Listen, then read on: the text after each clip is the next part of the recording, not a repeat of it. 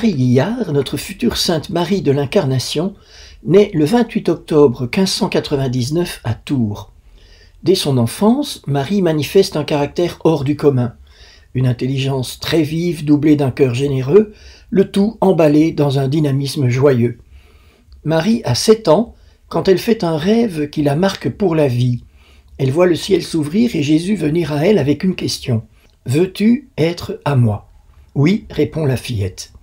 Le chemin le plus naturel pour réaliser sa promesse paraît clair à Marie. Elle veut devenir religieuse. À 15 ans, elle confie son secret à sa maman. Mais ses parents ne croient pas en sa vocation religieuse. Selon les coutumes de l'époque, ils décident de la donner en mariage et ils choisissent Claude Martin, un maître ouvrier en soie. Les noces sont célébrées en 1618. De cette union naît un fils unique, Claude, qui deviendra bénédictin. Le petit Claude a à peine 6 mois lorsqu'il perd son papa, emporté par une maladie fulgurante. Marie, à 19 ans, retourne alors avec son fils habiter chez ses parents. Là, elle peut s'adonner à la prière, vivre dans une certaine solitude, tout en gagnant sa vie en exécutant des travaux de broderie où elle excelle. En 1620 a lieu ce que Marie appelle elle-même sa conversion, qu'elle décrit comme l'irruption de Jésus dans sa vie.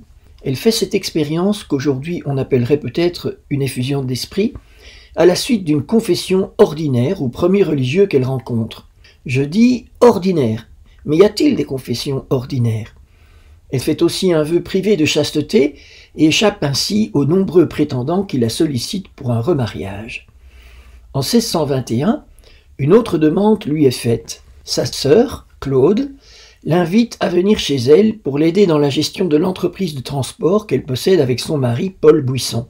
Marie accepte pour subvenir à ses besoins et à ceux de son fils.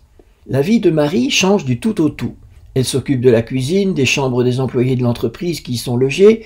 Son beau-frère ne tarde pas à découvrir les immenses qualités de Marie qui se retrouve vite quasiment gestionnaire de l'entreprise et réellement responsable à partir de 1665. On peut dire qu'elle est au four et au moulin.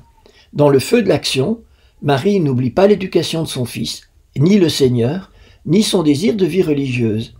Elle va à la messe tous les jours et continue sa vie de prière. Elle explique « Je me suis trouvée parmi le bruit des marchands, et cependant mon esprit était abîmé dans sa divine majesté. » Il me semble important de souligner ce moment de la vie de notre sainte.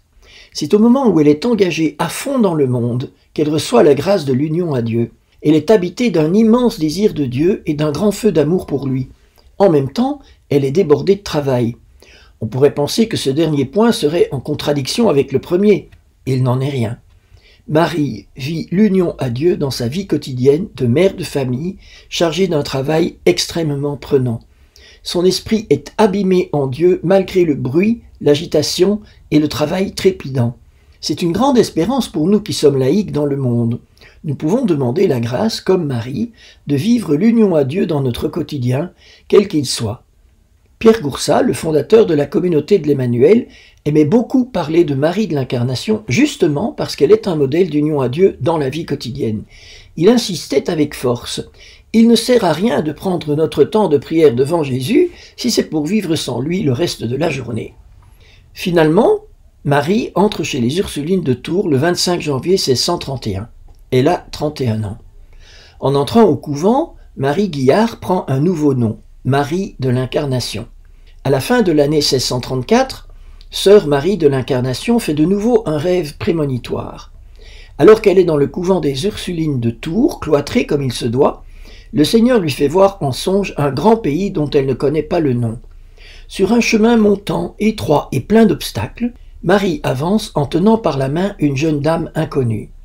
À la fin de son rêve, elle est accueillie par la Vierge Marie qui la caresse tout en parlant à l'enfant Jésus.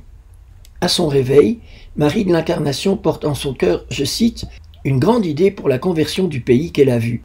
À partir de cet événement, elle est remplie de zèle pour que son Seigneur soit connu, aimé et adoré de toutes les nations. » Il lui faut attendre 5 années pour que la vision s'éclaire.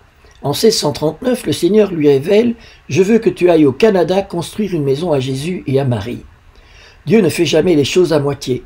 Il indique le lieu de sa mission et il en fournit aussi les moyens. En effet, en février 1639, le Seigneur envoie au couvent des Ursulines une femme qui a entendu dire à Paris qu'une des Ursulines de Tours désire partir au Canada. Cette femme est Madame de la Pelletrie.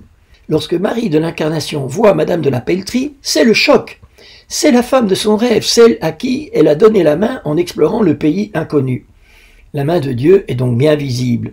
D'ailleurs, tous les obstacles au voyage tombent les uns après les autres et Marie de l'Incarnation s'embarque avec Madame de la Pelletrie et 2 autres Ursulines le 4 mai 1639 à Dieppe pour le Nouveau Monde. Elle arrive le 1er août à Québec, qui à l'époque compte à peine 200 à 250 habitants. À son arrivée dans sa nouvelle vie, Marie de l'Incarnation a 40 ans et Québec 31 ans car la ville a été fondée en 1608. Ce groupe de religieuses est un des tout premiers qui arrivent en Amérique, une véritable aventure, une folie faite par amour de Dieu, une folie qui va comporter pas mal d'épreuves. Très vite, Marie de l'Incarnation se met au travail pour construire un bâtiment qui sera à la fois leur monastère et leur école. Le 21 novembre 1642, la communauté déménage dans son nouveau monastère et le pensionnat attenant. Malheureusement, le 31 décembre 1651, tout le monastère est détruit par les flammes. Heureusement, les sœurs et les pensionnaires sont saines et sauves, mais elles se retrouvent à peine vêtues, les pieds nus, dans la neige, par un froid terrible.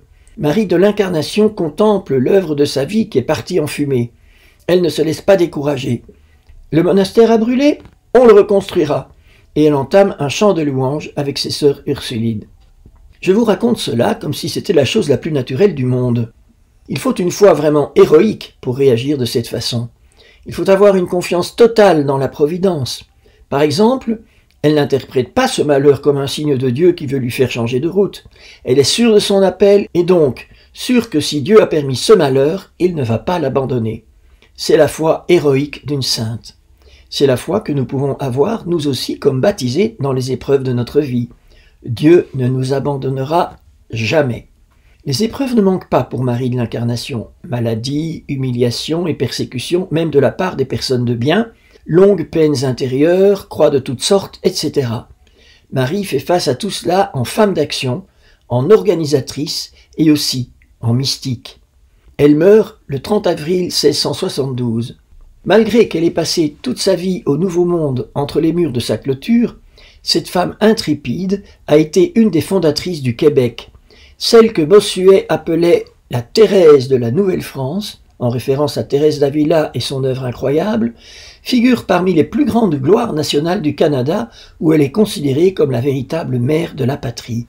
Elle a été béatifiée en 1980 par Jean-Paul II et canonisée par le pape François en 2014, en même temps que François de Laval par le processus de canonisation équipolente.